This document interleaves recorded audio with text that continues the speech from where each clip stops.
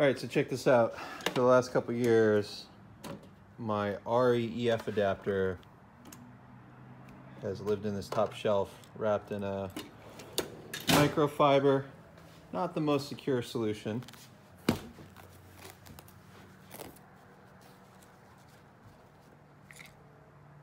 So my good friend Josh Park is making cases for lens mounts. So this is the Amir Alexa EF.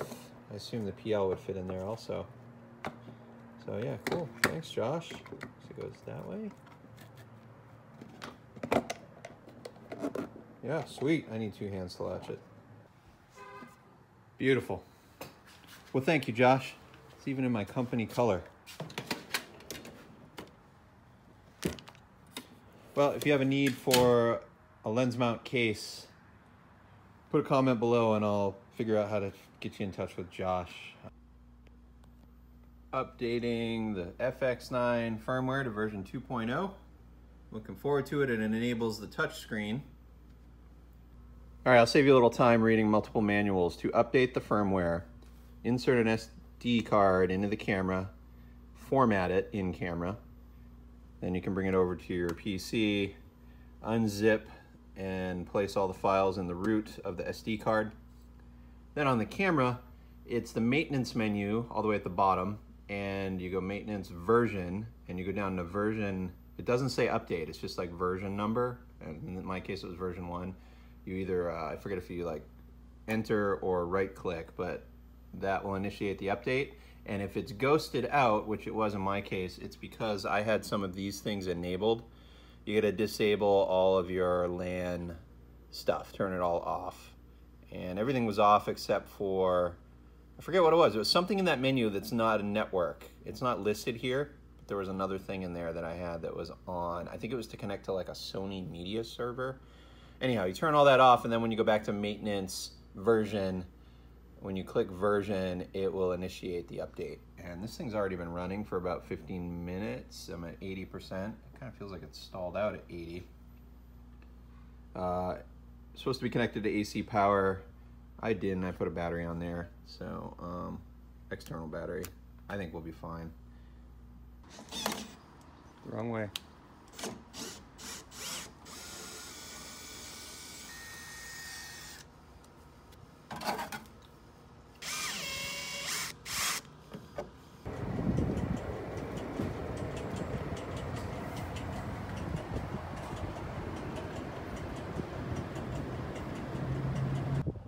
$9 a.m. breakfast in Hill Country, Texas.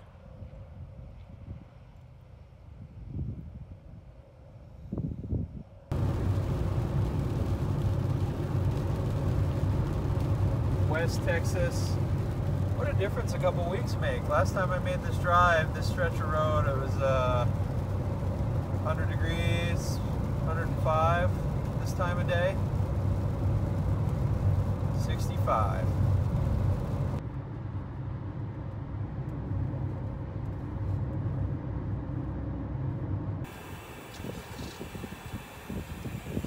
Welcome to California. Camp Pendleton, San Diego County, California. It's the Pacific Ocean right here as I come over the crest, and due to the wildfire smoke and fog, yeah, looks like I'm not going to see the ocean this trip. That makes me sad. Picking up some rental gear. We got a Teradek bolt, 20 to 120 servo zoom, 6 batteries and a charger. We got an ultralight arm and some other accessories in there. LED light, 20 plus. Touch and go plates on the dovetail and the body case, and do we have a hand handle? There's a VCT14. Right, where's the base? Yeah. Let's see, body case, cards, low profile plate. I may actually use that. There's a big touch and go, AC power. Dovetail with the touch and go 16 size. AC power. Ooh, do I have a IEC cable for that? Yes. And then this is my base from a previous rental. Getting that back. What is this one called? BPA 3. 100-foot BNC and an Amira body. Ooh, I like this. That's cool. And it's gold mount, so my batteries will work. And it's got the Studio 15 on the bottom.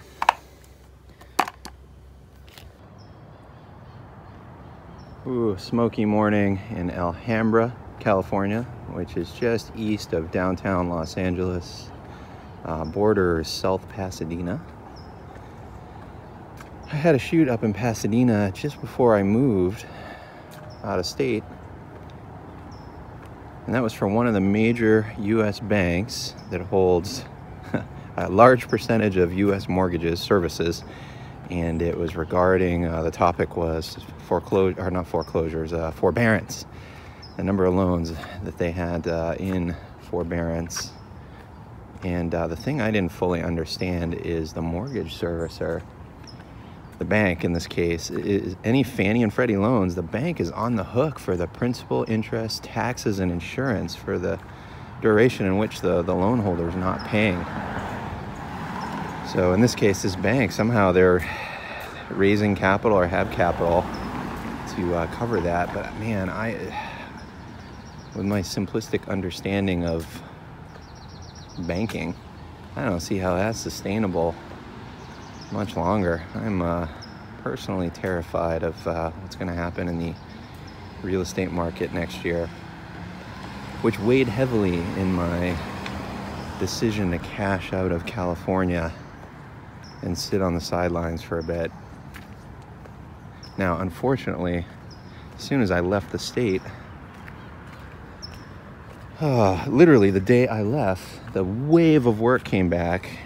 All of my peers and crewmates in my little circle here in California are super slammed with work. Like every day of the month of September and onward, I've turned away about 2/3 of the calls I've got, and those are from people that know I left the state. Not because I don't want to work, I just can't make the logistics work. For example, I'm here in LA. I had come back for 4 days of work.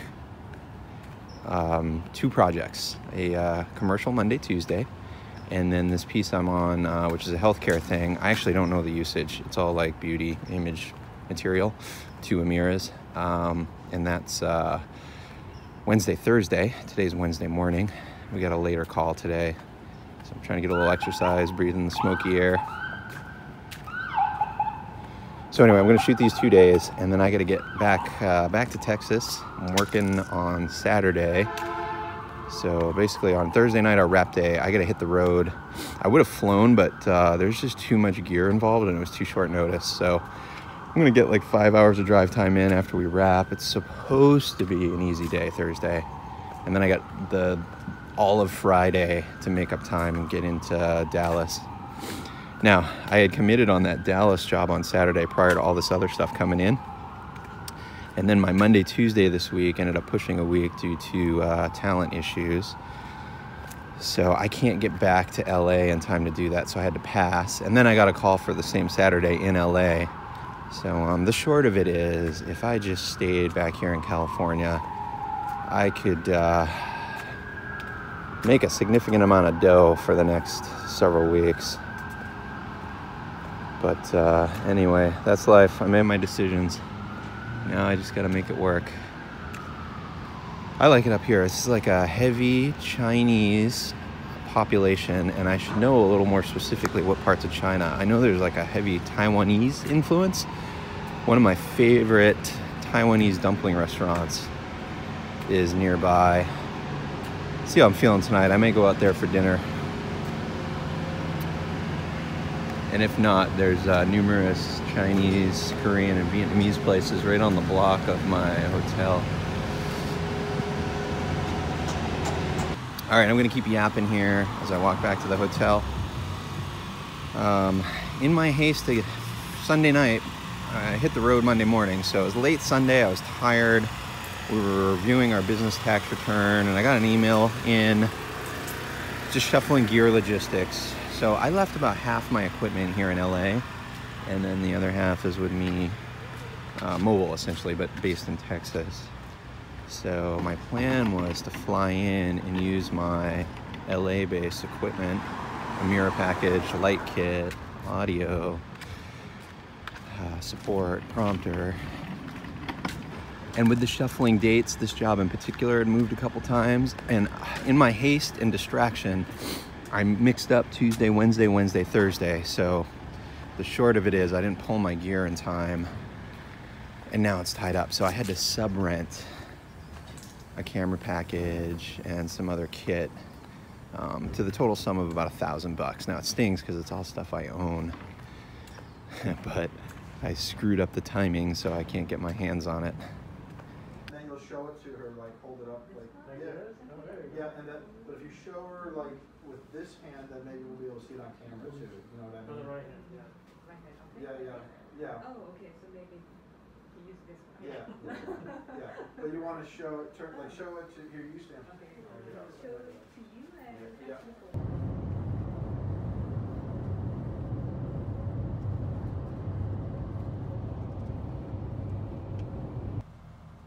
All right, we are wrapped in Dallas, and the camera's still powered up because I am uploading proxy files for the editor to start an early edit while the hard drive flies back to California. While I was standing behind the camera in Dallas, I picked up a next day booking in Austin. It's an executive message with a Zoom feed and a proxy upload. This is also the first outing with my new teleprompter. I bought a second prompter. This one's stand mounted. I left my camera mounted setup in LA. And I'm also trying out a Chromebook teleprompting app. So far, it's been much easier to operate than the Windows and Mac varieties. Well, that's it for this week. Thanks for watching, and we'll see you again next week.